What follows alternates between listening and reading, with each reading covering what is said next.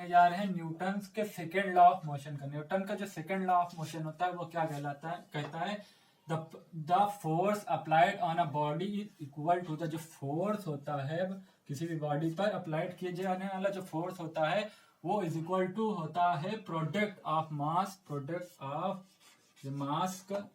Of mass of body and the acceleration produced in the along the direction of applied force. जिस direction में force लगा रहे हैं उस डायरेक्शन में जो एक्सेलरेशन जनरेट हो रहा है उसका और उसके मास का प्रोडक्ट ही क्या कहलाता है, फोर्स के बराबर होता है। ठीक है, तो मास और एक्सेलरेशन का जो प्रोडक्ट होता है वो फोर्स के बराबर होता है। अगर कोई भी मास है, ये मास है, अगर हम इस पर धक्का लगाएं तो ये इस डायरेक्शन में एक्सेलरेट करेगा, तो इस मास और एक्सेलरेशन का जो प्रोडक्ट होगा वो फोर्स के बराबर होगा। तो अच्छा, इसका यूज क्या है, इसका यूज हम लोग कहाँ कर सकते हैं? जैसे हम बाजार मार्केट में जाते हैं, सुपर मार्केट में, तो वो हम लोगों को क्या देते हैं, ट्रॉलियां देते हैं। तो अगर ट्रॉली 10 kg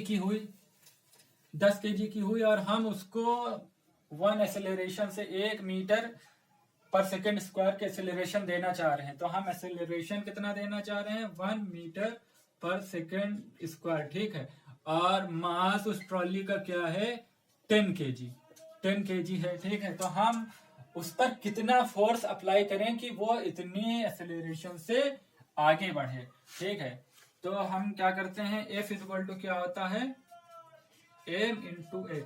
जिस डायरेक्शन में फोर्स लगाते हैं उसी डायरेक्शन में वो गाड़ी आगे बढ़ती है, तो वो डायरेक्शन उसका सेम हो जाता है। ठीक है, तो F इक्वल टू कितना हो जाएगा, m 10 इंटू 1। ठीक है, तो ये हो जाएगा F इक्वल टू 10 न्यूटन। अच्छा, 10 न्यूटन उस पर हम फोर्स लगाएंगे तो वो 1 मीटर पर सेकेंड स्क्वायर के हिसाब से बढ़ेगी। तो ये क्या होता है, ट्रॉली को हम थोड़ा सा एक बार धक्का देते हैं तो ट्रॉली बढ़ने लगती है, फिर कुछ देर बाद उसकी स्पीड कम हो जाती है, फिर हम धक्का देते हैं, फिर बढ़ने लगती है। तो वही न्यूटन का फर्स्ट लॉ उस पर अप्लाई हो जाता है कि जब हम कोई भी चीज जो होती है, अगर वो मोशन में तो मोशन में ही रहेगी जब तक उस पर अप्लाइड कोई भी अपोजिट फोर्स अप्लाई ना किया जाए। अगर कोई चीज रेस्ट में तो रेस्ट में रहेगी जब तक उस पर फोर्स ना लगाया जाए। तो जब हम ट्रॉली को क्या करते हैं, एक बार एक धक्का दे दिया, हमने फोर्स लगा दिया, तो वो आगे तो बढ़ जाती, कुछ देर बाद वो रुक जाती, क्योंकि फ्रिक्शनल फोर्स उसके पहियों पर लग रहा होता है। उसके बाद फिर हम धक्का देते हैं, अगर कोई चीज रुकी है तो वो तो रुकी रहेगी जब तक कोई फोर्स ना लगाया जाए। तो ये हो गया, यहाँ इसका यूज होता है। जैसे कि हम कोई भी चीज को खींचना चाहे, कोई भी चीज को खींच के ले जाना चाहे, तो ट्रॉली पर जैसे सामान लदा है, सामान का मास है 10,000 kg। ठीक, 10,000 kg है, और हम उस ट्रॉली को कितना एक्सेलरेशन देना चाह रहे हैं, A इक्वल टू हम 5 मीटर पर सेकेंड स्क्वायर का एक्सेलरेशन देना चाह रहे हैं। तो हम उस ट्रॉली में जो ट्रैक्टर आगे लगा हुआ है उसको कितना उस पे वो कितना फोर्स लगाए कि ट्रॉली इस एक्सेलरेशन से आगे बढ़े। ठीक है, तो ट्रॉली में तो उसमें होता है कि एक्सेलरेशन देने वाला वो उसमें एक्सेलरेशन होता है, एक्सेलरेटर होता है। ठीक, तो उतना एक्सेलरेशन उसमें लग जाएगा। ठीक है, तो ये F इक्वल टू क्या हो जाएगा, मास इंटू एक्सेलरेशन। तो F इक्वल टू मास कितना है हम लोगों का, 10,000 kg, और ये 5 मीटर पर सेकेंड स्क्वायर, 5 on the 5, ये 50,000 न्यूटन।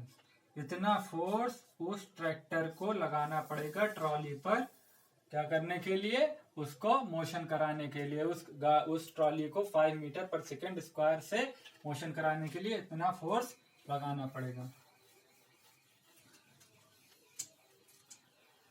और न्यूटन का ये जो सेकेंड लॉ आता है इसको दूसरी तरीके से कहते हैं, F इक्वल टू होता है dp अपॉन t। मतलब क्या होता है कि rate of change of momentum with respect to time is equal to होता है फोर्स।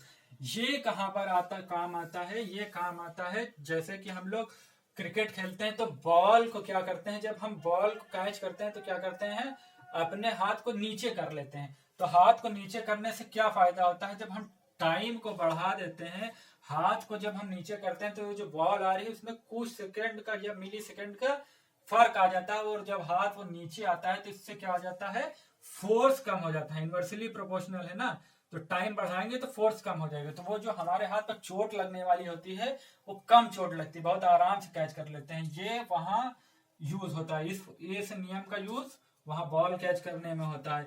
या इसी तरीके से हम जब जंप करते हैं तो जंप करने में क्या होता है कि जंप करते हैं तो हम मोटे गद्दे लगे होते हैं, स्पंची गद्दे, तो जब हम इस पर कूदते हैं तो क्या होता है, यहां से टाइम शुरू होता है और ये स्पंज अंदर धंसता चला जाता है, तो यहां से यहां तक आने में कुछ टाइम लगता है।